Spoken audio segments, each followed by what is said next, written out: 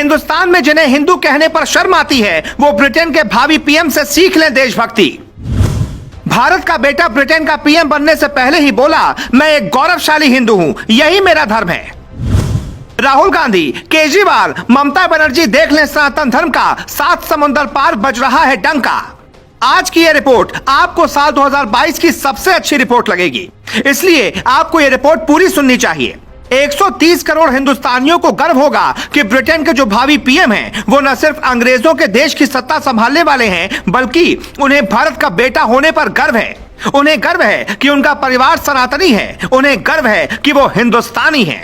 एक बयान देकर मोदी योगी के बाद तीसरा नाम दुनिया में ऋषि सुनक का कैसे जुड़ गया है, ये भी हम आपको बताएंगे। लेकिन पहले सुनिए उन्होंने ऐसा कहकर कैसे भारत का दिल जीत लिया। ब्रिटेन में हिंदुओं का वोट न के बराबर है, फिर किसी पीएम बनने वाले नेता की हिम्मत की दाद देनी होगी कि खुलकर यह कह सके कि उसे हिंदू होने पर गर्व है। भारत में ममता बनर्जी, केजरीवाल, अखिलेश यादव जैसे नेताओं को भी सीखना चाहिए कि 7 समुंदर पार भी जब ऋषि सुनक ऐसा कह सकते हैं तो भारत के नेता क्यों नहीं कह सकते। साल 2020 में ऋषि सुनक को वित्त मंत्री की शपथ दिलाई गई थी। उसी दौरान उन्होंने भगवत गीता पर हाथ रखकर शपथ ली थी। ऐसा करने वाले ब्रिटेन के वो पहले नेता थे। उसी दौरान उन्हें ब्रिटेन का मोदी कहा जाने लगा था।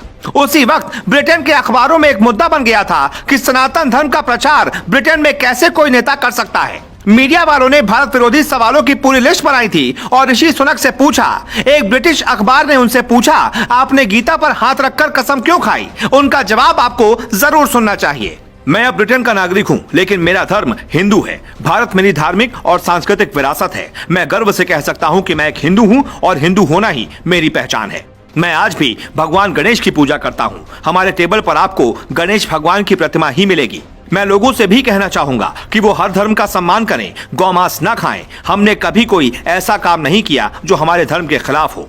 ऋषि सुनक को देखकर कुछ ऐसा लगता है जैसे सालों पहले मनोज कुमार एक फिल्म में एक अंग्रेजों के देश में जाते हैं तो लोग उन पर उनके पहनावे और शराब सिगरेट न पीने पर हंसते हैं, लेकिन जब वो एक गाना सुनाते हैं तो विदेशी देश के लोग सन्न रह जाते हैं। और वो गाना था ये, भारत का रहने वाला हूँ, भारत की बात सुनाता हूँ। कुछ ऐसी ही कहानी है ब्रिटेन के भावी पीएम ऋषि सुनक की। पंजाबी खत्री परिवार में पैदा हुए सुनक ने भारत में बहुत कम वक्त बिताया है, लेकिन सुनक का भारत प्रेम उन लोगों की आंखें खोल सकता है जो घर छोड़कर जाते हैं, विदेशी बन जाते हैं। लेकिन इस हिंदू धर्म से प्रेम की एक खास वजह भी है, वजह ऐसी जो सुनक आज भी याद करते हैं। कुछ भी हो जाए, कितने भी बड़े इंसान बन जाना, कभी दादा के साथ हुए अन्याय को मत भूलना।